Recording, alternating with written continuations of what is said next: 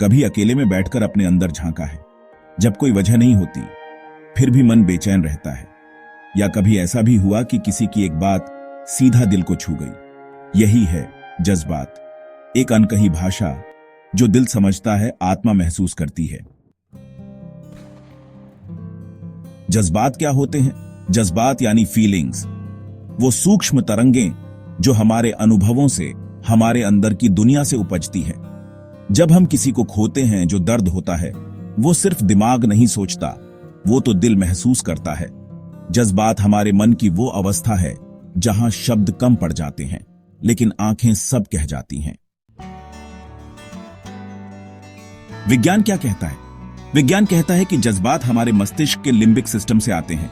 Amygdala, hypothalamus, ये सब भावनाओं को प्रोसेस करते हैं। लेकिन एक सवाल है, क्या केवल न्यूरॉन फायरिंग से प्यार समझा जा सकता है?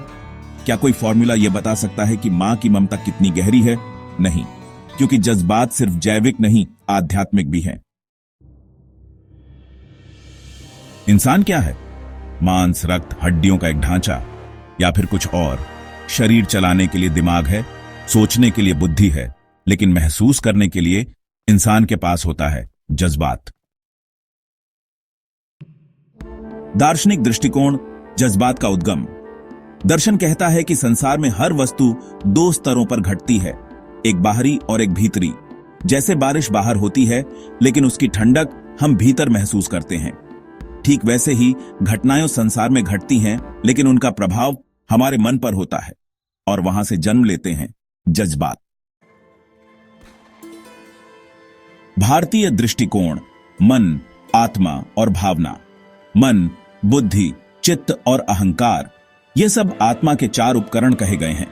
इनमें सबसे चंचल और संवेदनशील है मन, और मन में जो हलचल उठती है, जो प्रतिक्रिया बनकर बहती है, वही होती है भावना, जज्बात। जब आत्मा संसार के अनुभवों से टकराती है तो जो कंपन भीतर पैदा होता है वही हमारा भाव बन जाता है। शास्त्रों में भी कई उदाहरण मिलते हैं।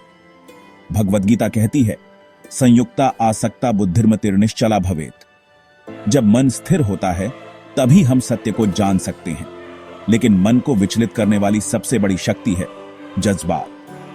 अर्जुन का मोह, युद्ध से भय, ये जज्बात ही तो थे जिनसे कृष्ण ने उन्हें उबारकर आत्मज्ञान की ओर बढ़ाया। पश्चिमी दर्शन का दृष्टिकोण। एरिस्टोटल ने कहा था, man is a rational animal, पर उन्होंने यह भी माना कि भावना ही है जो नैतिकता की नींव रखती है।